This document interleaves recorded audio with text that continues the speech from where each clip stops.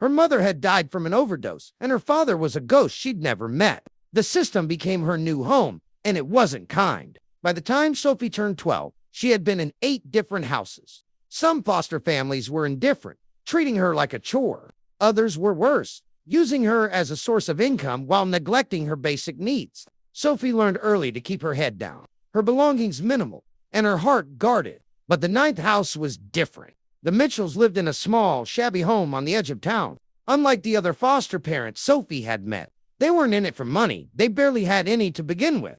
Mary Mitchell was a retired schoolteacher with a gentle touch, and her husband, Ben, was a mechanic with grease-stained hands and a booming laugh. "You can call us Mary and Ben," Mary said when Sophie arrived.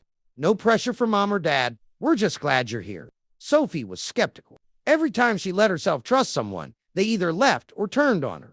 At first, Sophie kept to herself, eating quietly at dinner and avoiding conversation. But Mary was patient, leaving snacks by her door when Sophie didn't come out and slipping notes under the crack that said things like, "We're glad you're here," or "Take your time." Ben was equally persistent in his own way. He showed Sophie how to fix things around the house, starting with her teddy bear.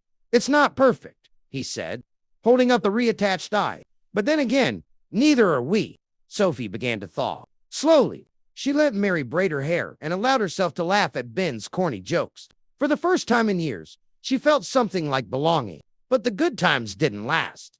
One day, a social worker arrived with devastating news. Sophie's biological father had resurfaced and wanted custody. Sophie's heart sank. She barely knew him, but the law was on his side.